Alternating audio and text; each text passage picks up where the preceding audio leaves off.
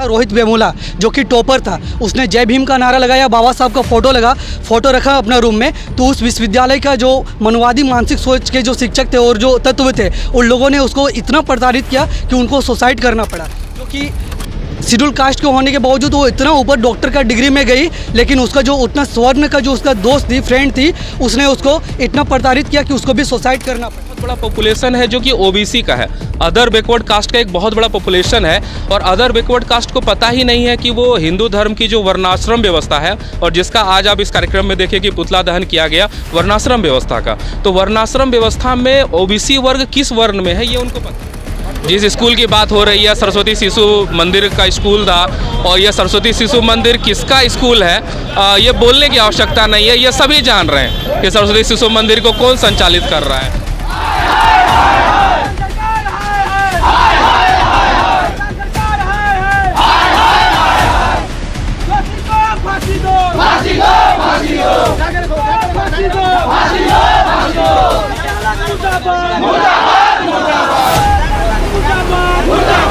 ये जाति है कि जाति नहीं है। एक ताज़ा मामला राजस्थान से निकल कर आया है कि 9 साल का बच्चा घड़े का पानी पीता है, और घड़े का मात्र पानी पीना उसके लिए गुनाह हो जाता है, क्योंकि वो शेड्यूल कास्ट से आता है, एससी कास्ट से आता है। आखिर ये जाति जान क्यों नहीं रही है? ये प्रथा कब ख़त्म होगी? कितनों की जान लेकर रहेगी? सबसे दुख का विषय है कि जातिवाद को इस देश में माना ही नहीं जा रहा है।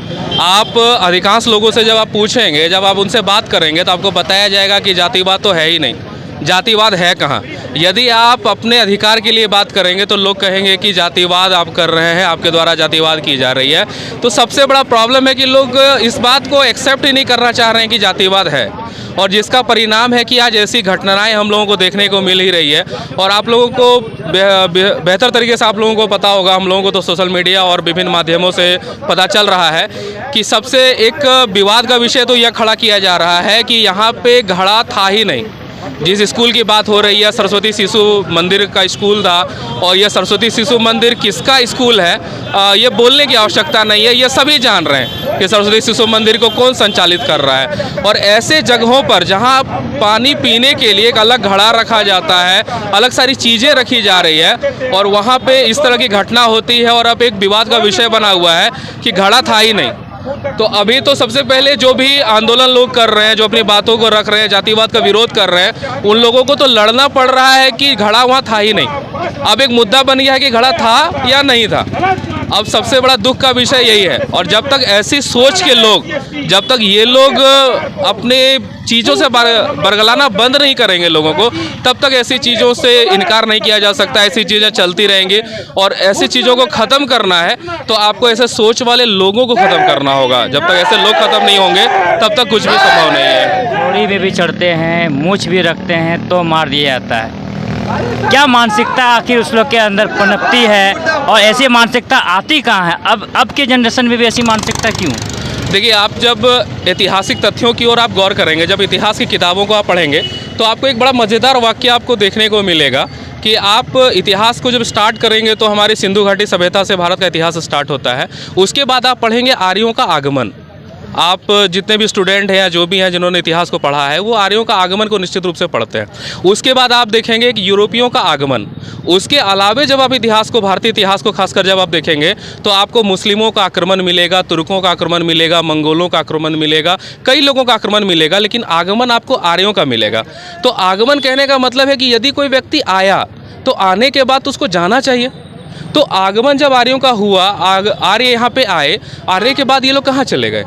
आखिर ये हैं कहाँ? अगर नहीं गए तो फिर अगर गए हैं तो उनका तो एविडेंस होना चाहिए, लेकिन भारतीय इतिहास में आपको आर्यों के जाने का कोई एविडेंस नहीं मिलेगा। तो जब अगर ये नहीं गए तो ये व्यक्ति हैं कहाँ?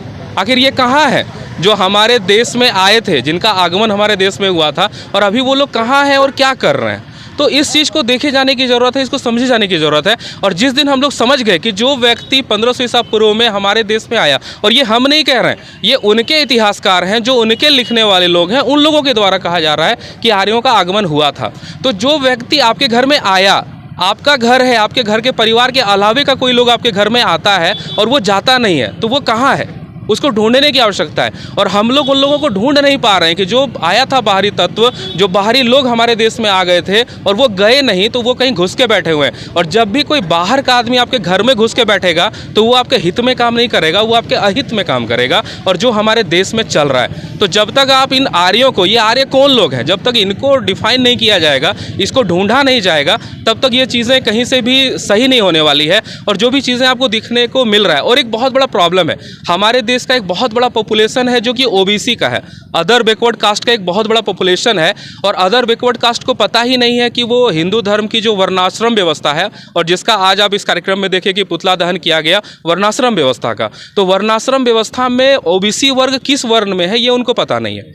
और जिसके कारण से ये सारी चीज़ें बहुत अधिक गंभीरता से चल रही हैं, बहुत गहराई तक ये सारी चीज़ें चली गई हैं, और जिसका नुकसान सबसे अधिक शेड्यूल कास्ट को झेलना पड़ रहा है। चलिए, शेड्यूल कास्ट के तो सबसे ऊंचे पद पे रहे हैं राष्ट्रपति, अब जाके ट्राइबल कास्ट से राष्ट्रपति हैं, फिर भी तक एक बात हम पहुंचाना चाहेंगे कि आप एक चीज़ जान लीजिए कि ये जो हम कह रहे थे कि आर्यों का आगमन हुआ है, जो लौटे नहीं है, ये कहीं घुस के बैठे हुए हैं, और इनका जो है, इनका कार्यकलाप है, ये जो कर रहे हैं, ये आपको पद तो देंगे, पावर कभी नहीं देंगे। ये बहुत अच्छी बात है कि एक दलित को राष्ट्रपति बनाया गया और अब वही एक आदिवासी महिला को राष्ट्रपति के पद पर बिठाया गया, बहुत बढ़िया बात है। लेकिन हम कहते हैं कि यदि आप पद दे रहे हैं तो पद के साथ पावर दीजिए ना।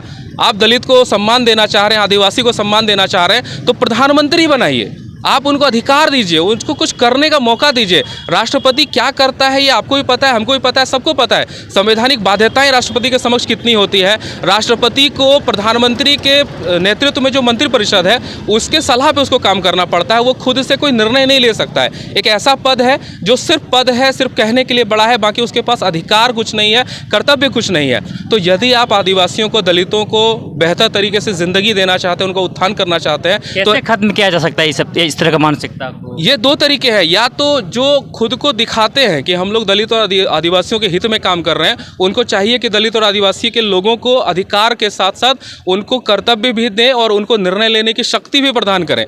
क्योंकि प्रदान करने की बात हम इसलिए कह रहे हैं क्योंकि वैसे जगहों पे वही लोग बैठे हुए हैं, तो जहाँ से हम लोगों को वो अधिकार मिल नहीं सकता। तो दूसरा जो तरीका है, हमारे पास मतदान का अधिकार है, और मतदान के द्वारा ही हम अपनी सारी चीज़ों को बदल सकते हैं, मतदान के द्वारा हम अपने अधिकार ले सकते हैं।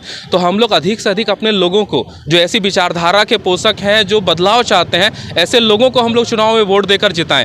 लेकिन हम लोग चुनाव के समय में पार्टी देखते हैं, चुनाव चिन्ह देखते हैं और वोट कर देते हैं, और जिसका खामियाजा आज हम लोगों को हमारे इंद्र मेघवाल जैसे बच्चे को भुगतना पड़ रहा है। चलिए, ये जाति है कि जाति नहीं, और कब तक ये वर्ण व्यवस्था खत्म होगी? बेमूला जो कि टॉपर था, उसने जय भीम का नारा लगाया, बाबा साहब का फोटो रखा अपना रूम में, तो उस विश्वविद्यालय का जो मनवादी मानसिक सोच के जो शिक्षक थे और जो तत्व थे, उन लोगों ने उसको इतना प्रताड़ित किया कि उनको सुसाइड करना पड़ा। हमारी और एक उदाहरण है पायल तड़वी, जो कि शेड्यूल कास्ट के होने के बावजूद वो इतना ऊपर डॉक्टर का डिग्री में गई, लेकिन उसका जो उतना स्वर्ण का जो उसका दोस्त थी, फ्रेंड थी, उसने उसको इतना प्रताड़ित किया कि उसको भी सुसाइड करना पड़ा। तो ये एक और दो उदाहरण नहीं इंद्रजीत मेघवाल। तो जब तक नहीं अपना इतिहास को हम लोग समझते हैं, तब तक शेड्यूल कास्ट जैसे एजुकेशन बढ़ रहा है, तो ये जो व्यवस्था है, ये मानसिकता खत्म होनी चाहिए। आखिर किस तरह का एजुकेशन वो लोग ले रहे हैं जो ये मानसिकता खत्म नहीं कर पा रहे हैं?